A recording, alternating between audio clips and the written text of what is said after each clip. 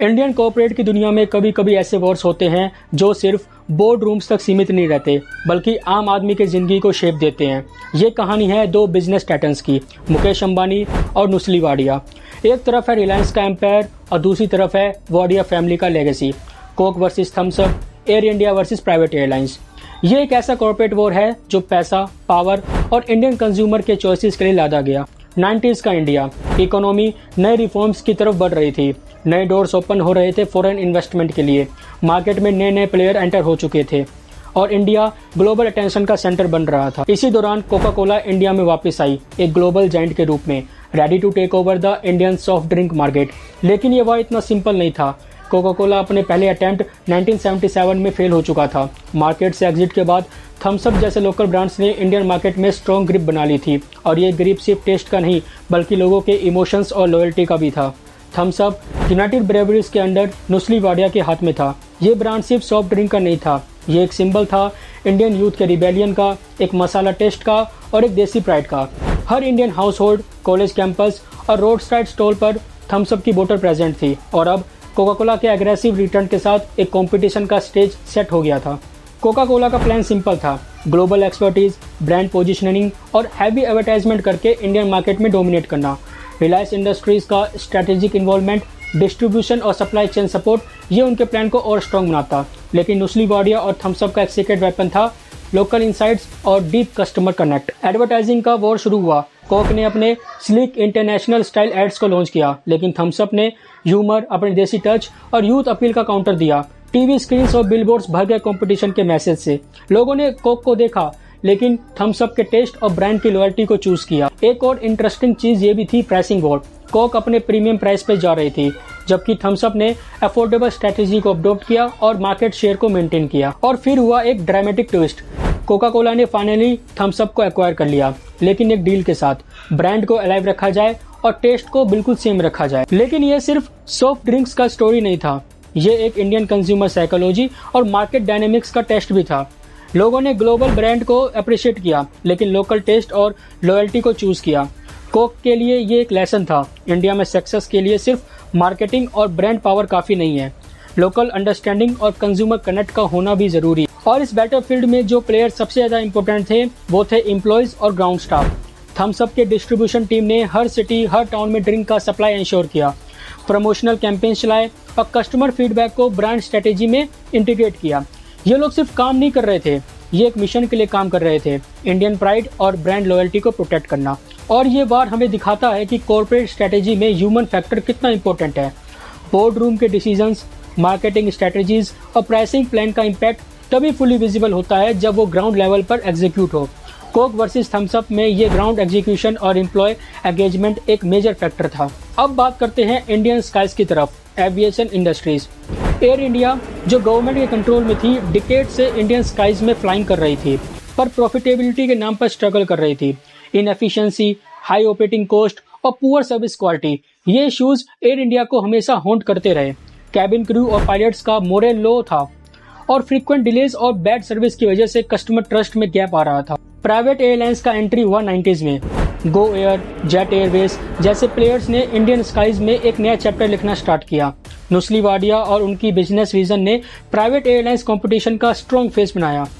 Air India का monopoly break हो रहा था। Pricing war, customer service, innovation, route optimisation सब एक न्यू बैटलफील्ड बन गया।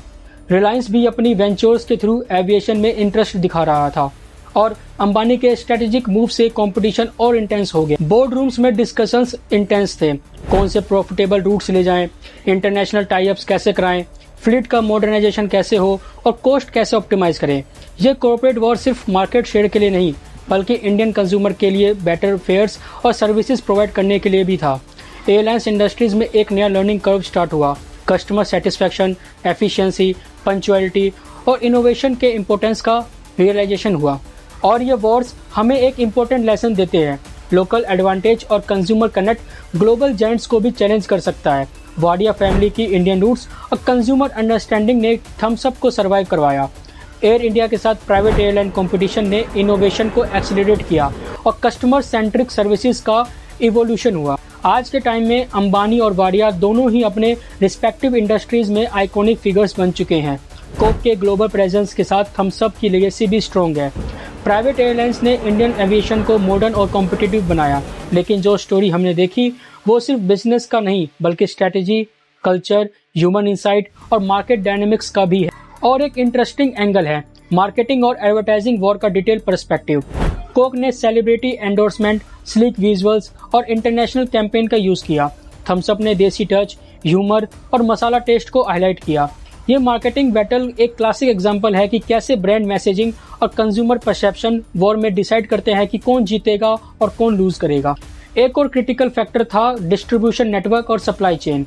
रिलायंस का इंफ्रास्ट्रक्चर और नेटवर्क कोका कोला के लिए एक एडवांटेज था, लेकिन वॉडिया के लोकल कॉन्टैक्ट्स और डिकेड्स लॉन्ग एक्सपीरियंस ने थम्स अप को कॉम्पिटिटिव एज दिया।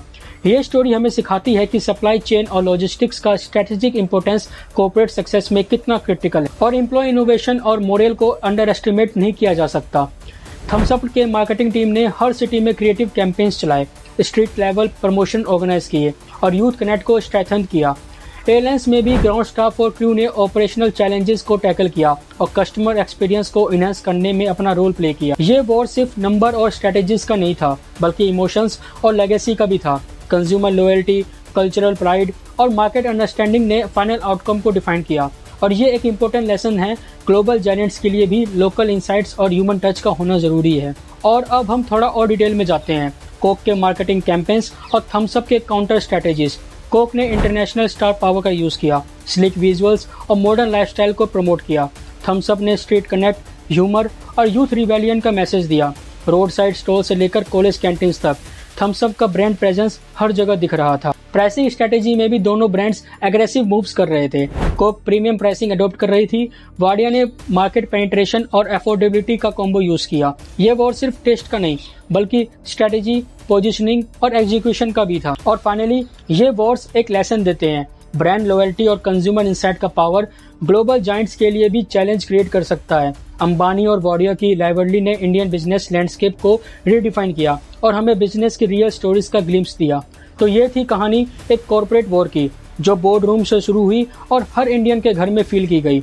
एक वॉर जिसमें सिर्फ पैसा नहीं बल्कि loyalty, culture, vision, human factor और मार्केट इंटेलिजेंस भी फाइट करता है। यह स्टोरी इंस्पायर करती है, टीच करती है और एंटरटेन भी करती है। एक perfect recipe for real Indian corporate drama. अगर आपको आज की वीडियो पसंद आई हो तो वीडियो को कमेंट, लाइक जरूर करें और ऐसी इन्फॉर्मेटिव वीडियो देखने के लिए हमारे चैनल को सब्सक्राइब करें। मैं मिलता हूं आपसे नेक्स्ट वीडियो में, तब तक के लिए जय हिंद, जय भारत।